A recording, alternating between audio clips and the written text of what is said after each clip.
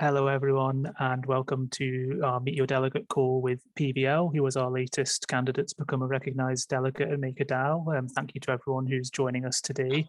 My name's Patrick. I'm one of the contributors from GovAlpha, and I'm going to be chairing the call. So as usual, we'll plan for about 30 minutes. That will be started with a presentation from PVL about his delegate platform. And then once that's concluded, we'll move on to questions. Feel free to raise your hand if you've got a question or write them in the chat and I'll try and ask them for you. But as this is being recorded, just please try and avoid talking over each other. But with that done, I will hand over to PVL to start his presentation. Yeah, thank you, Patrick. Hello, everyone. Thanks for attending. So today I'd like to say a few words about how Maker could evolve in the coming years. In my mind, to better fulfill its mission as a key provider of clean, decentralized financial infrastructure, especially to those unbanked. And so my first thesis is that clean money, which has been embraced by the community, is actually far more than clean energy. And to preface this message, I'd like to run this video. Hope it all goes well.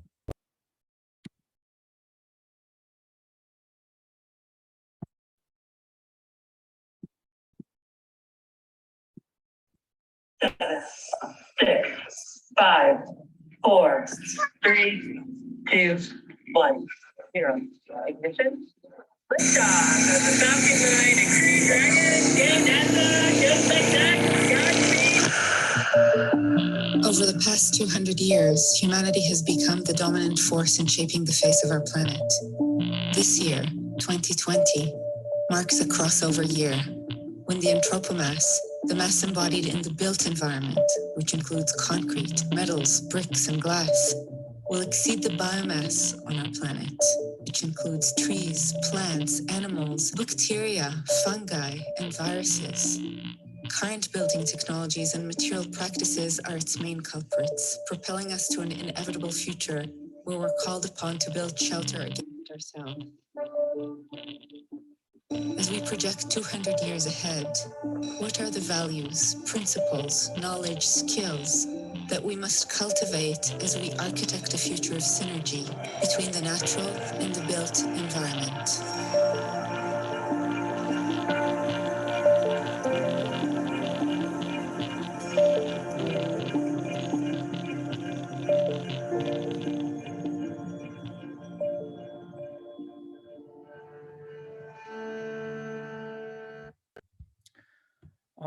Okay, so this gorgeous video is an excerpt from the film presenting work and vision of the company called Oxman Architects, founded by MIT Media Lab Professor Neri Oxman.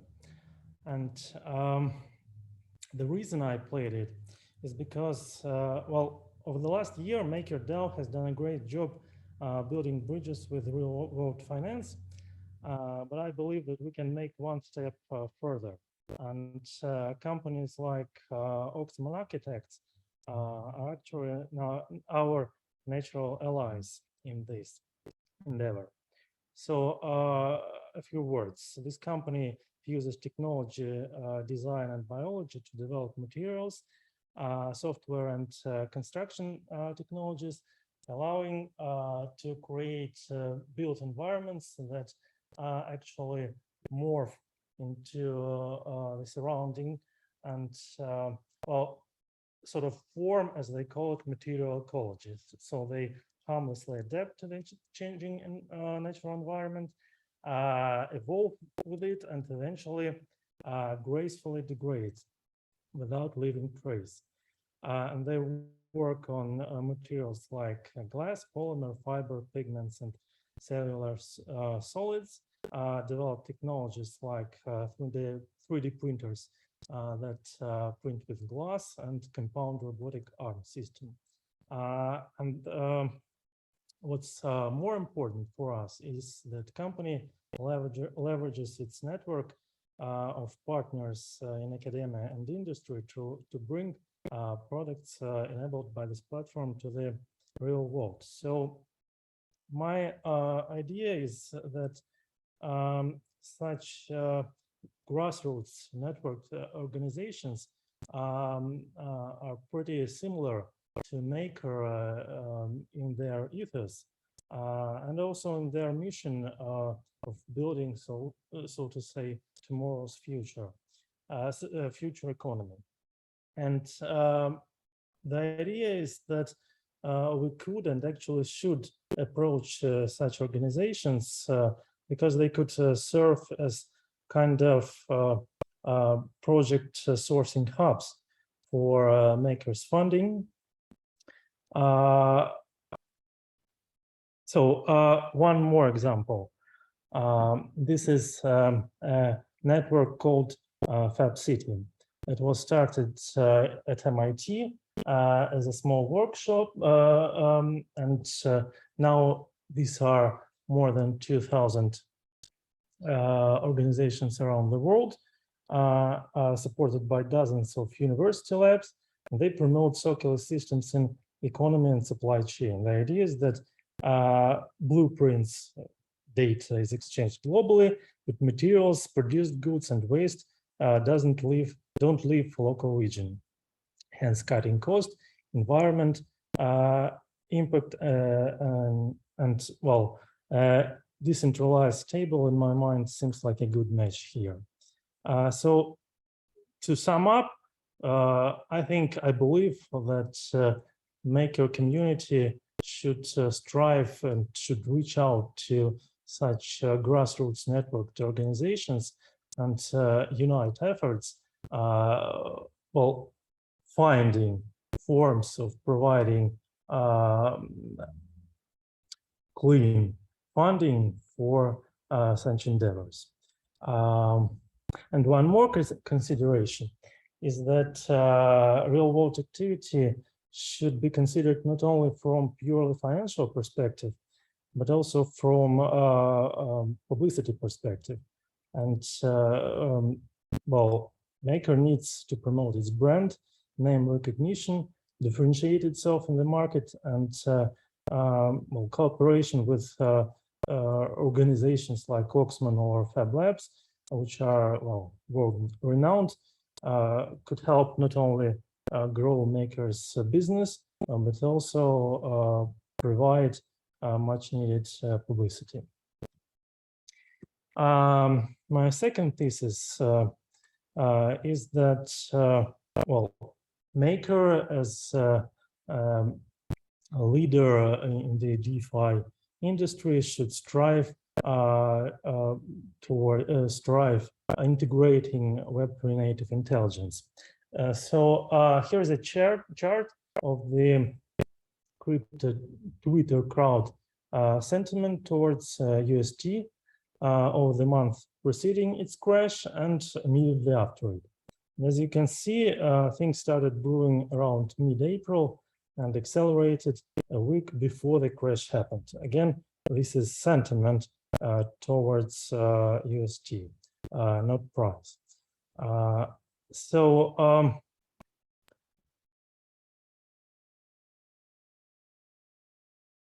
With DeFi gradually coming of age, Maker, in my mind, must learn to build products beyond the enthusiast user base. Well, the industry is deeply entangled. And to provide efficient stewardship of the DAO, voters and delegates should have a profound understanding of DeFi at large. At the moment, there is very little understanding of the internal economics of protocols in play. Basically, we're assuming that, for instance, Aave is stable but because it has good track record. Well, lessons learned from the subprime mortgage crisis are that even 150-year-old banks are not too big to fail.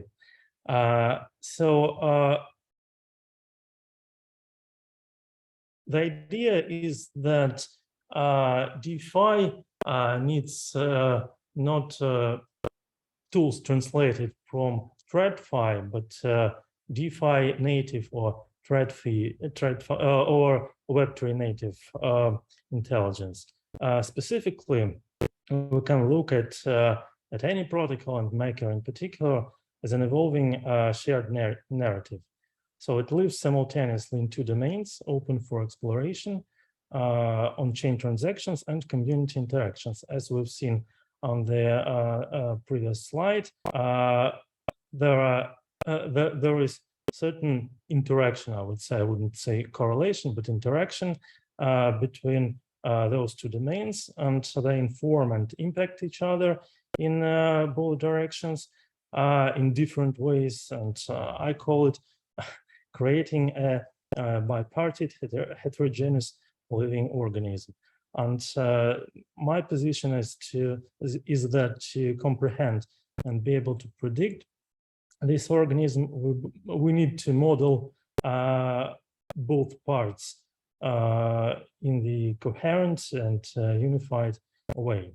So I'm encouraging the community to adopt tools allowing Web3 native intelligence. I give more details about, give more technical details about my view on the discourse forum. I invite everyone to go there and see.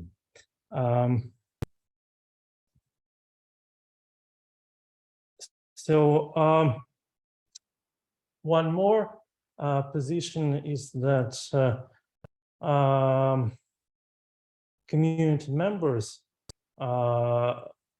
well, there are some attempts to integrate reputation measuring tools, but I think we could go further and actually introduce some formal tools for reputation, which would comprise both scores given by peers to each other and some other data about on-chain and off-chain participation.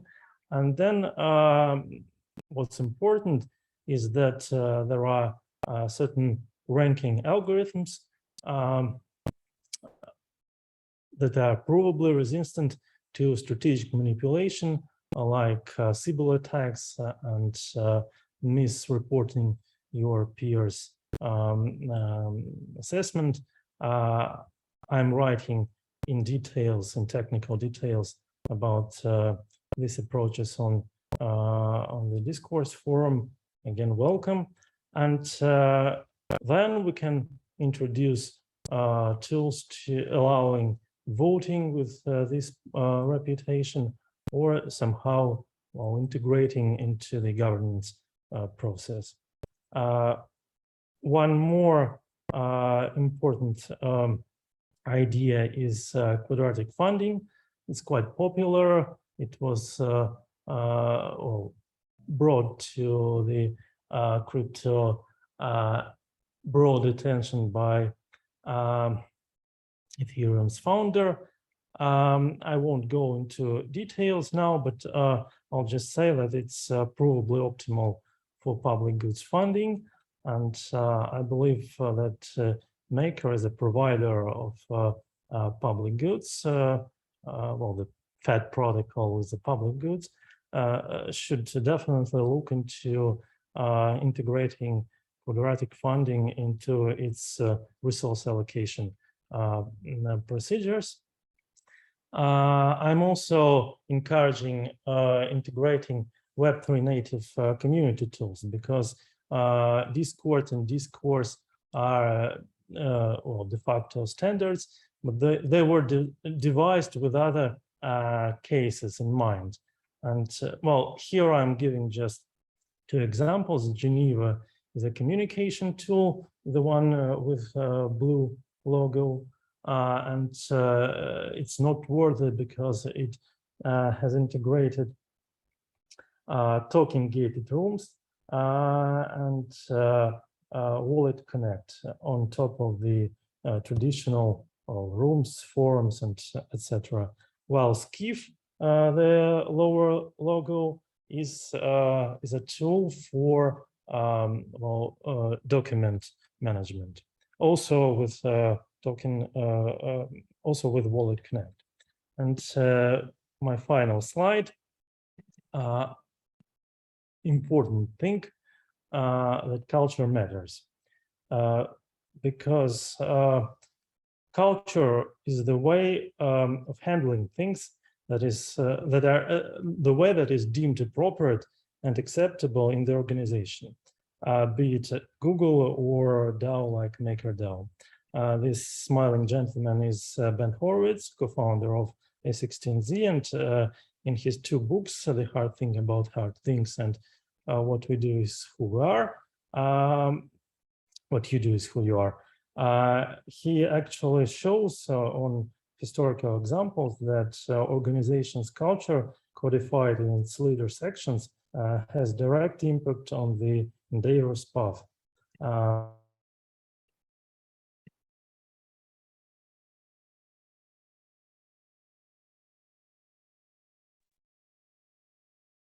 Right on.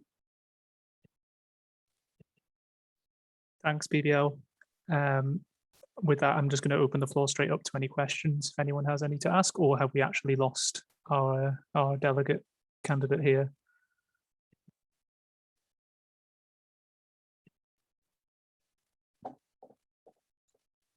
We may be having some technical difficulties.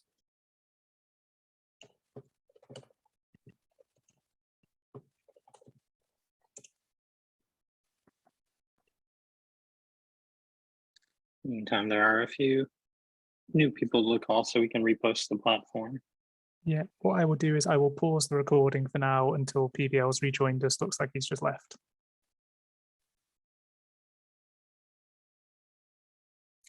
So I guess we don't need slides anymore.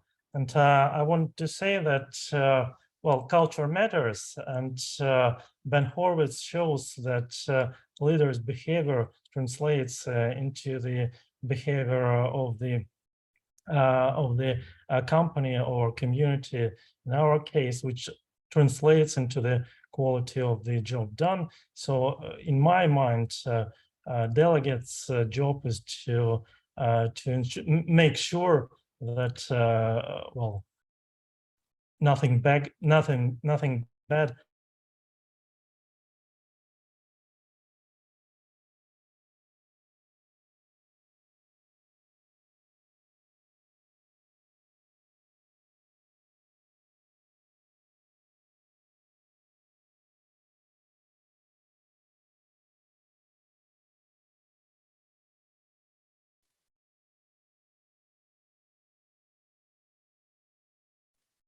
Oh no, PBL, it looks like we've lost your audio there. Are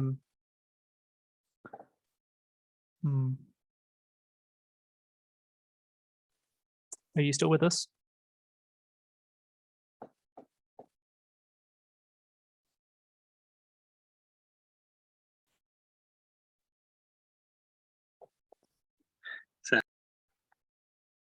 Okay, just going to open it up to the floor for some questions and answers here. We've had some connectivity issues, but hopefully it will last for some questions. Yeah, and feel free to go ahead.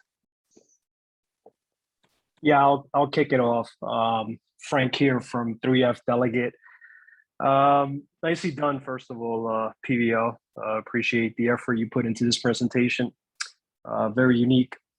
So outside of Web3 native intelligence, you had the slide there earlier. What are your thoughts on decentralizing front ends and back ends?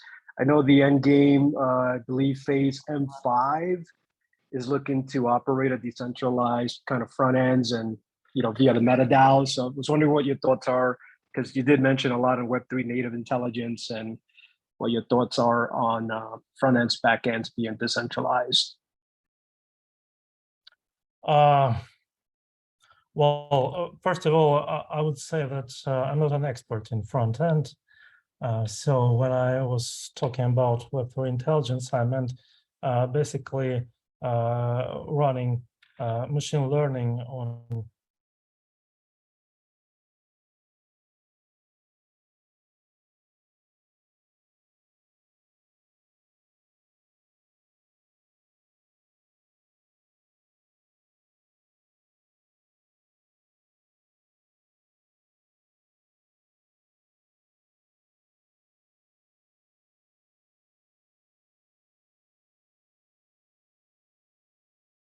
Frank, I don't know if you want to just summarize what your question was again.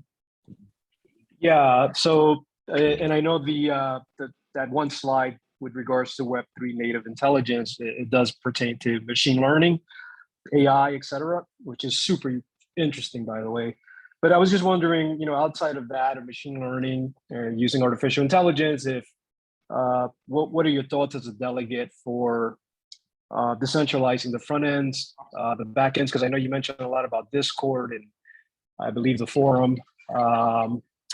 Yeah, just wanted to hear your thoughts on that. Hopefully you're still with us. Yeah, so far I'm with you. My understanding that the landscape here is pretty fragmented. So I've been talking, for instance, to the founder of Geneva. They promote themselves as providers of Web3 native community tools. So they plan to integrate